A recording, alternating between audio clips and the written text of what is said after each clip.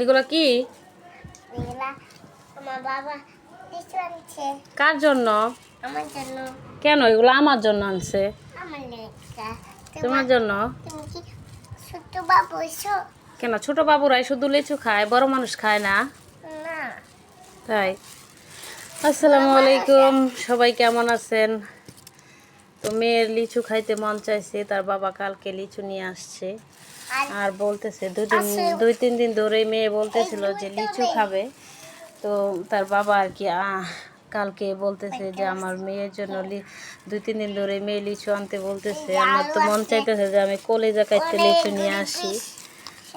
তো তার মেয়ের প্রতি এত ভালোবাসা আর কি। তারপরে যে মেয়ের কথা অনুযায়ী লিচু নিয়ে আসছে। তো সে তো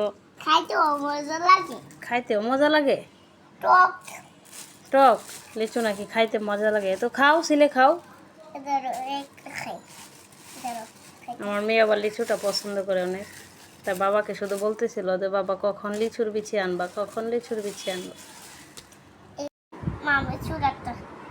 তো এই যে দেখেন লিচুগুলো অবশ্য মজাই, খারাপ না অতটা। তো মা মেয়ে মিলে লিচু খাইতেছি।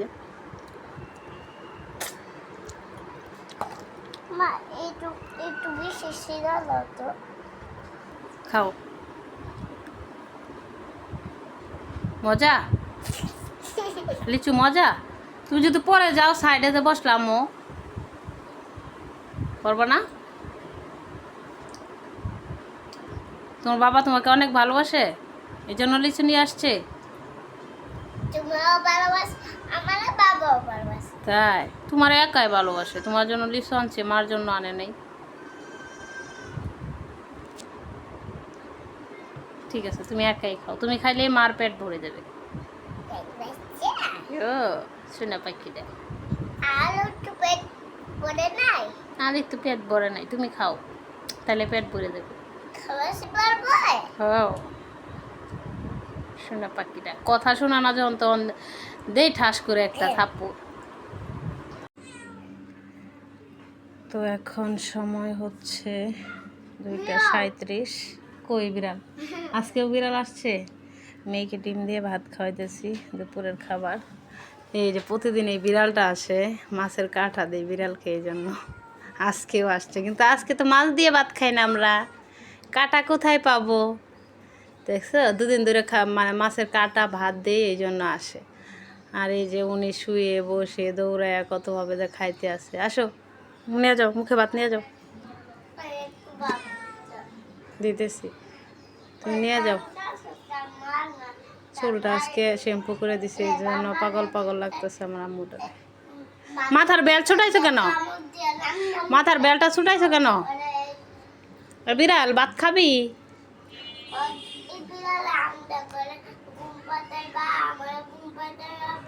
হ্যাঁ হ্যাঁ, বিড়ালটা ঘুম পাড়াইবো তার সাথে। তো এই যে দেখেন 2 বিড়াল এসে পড়ছে। খা খা খা খা খা ভাত খা। তো এখন সময় বিকাল 5:30। গ্যাস তো নাই, কিন্তু রান্না করব কি সেগুলো রেডি করতেছি। কাঁকরোলের বড়া বানাবো। কাঁকরোল অনেক দিন হয়েছে কিনে রাখছে, কিন্তু বড়া বানাইতে বা রান্না করতে মনেই থাকে না। আর ধুন্দুলও অনেক দিন হয়ে গেছে, তো ধুন্দুলের বড়া ভর্তা করব, কাঁকরোলের বড়া বানাবো। আর হচ্ছে যে পাঙ্গাস মাছ, তো এই পাঙ্গাস মাছের ভর্তা বানাবো। আজকে রান্না বান্না হচ্ছে ভর্তা। তো গ্যাস না আসলে কারেন্টে রান্না করতে হবে আর কি। ধুয়ে কেটে কুটে পরিষ্কার করে রাখলাম। আর এটা হচ্ছে যে আচার 1 ডিব্বা, ওই দিন 1 ডিব্বা রেখে দিছে। আর এই ডিব্বাটা হচ্ছে কালকে চাচের, এটা অফিস থেকে আনছে জামাই। তো ভাবলাম এটাতে আচারটা রেখে দিই। তো এখন সময় হচ্ছে সন্ধ্যা 6টা। আজকে 1টা থেকে এই যে বৃষ্টি শুরু হয়েছে, এখন বাজে সন্ধ্যা 6টা। এখনও টিপ টিপ বৃষ্টি পড়তে আছে, ভারী বৃষ্টি না, কিন্তু টিপ টিপ বৃষ্টি, মানে কমেই না, সারাদিন বৃষ্টি হইতে আছে।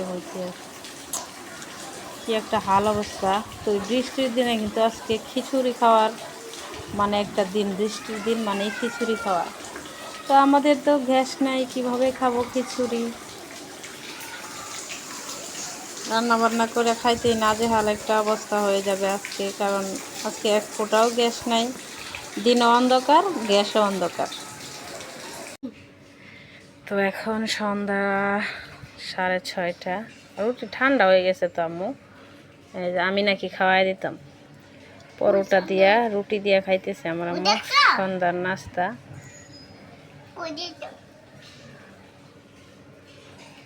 শুধু ডিম নয়, পরোটা, পরোটা ঠান্ডা হয়েছে এটা বলতেছে আম্মু। নাও নাও, খাওয়াইতে নিলে যত বাহানা।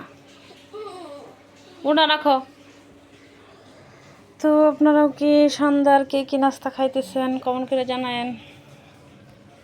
আর এদিকে যে মেয়েকে নিয়ে আরবি পড়াইতে গেছি, আয়সা দেখি জানালা খোলা ছিল, তো আমার কোল বালিশের মানে কাভারটা ভিজে গেছে একদম। পরে এখানে ঝোলায় রাখলাম খাটের উপরে।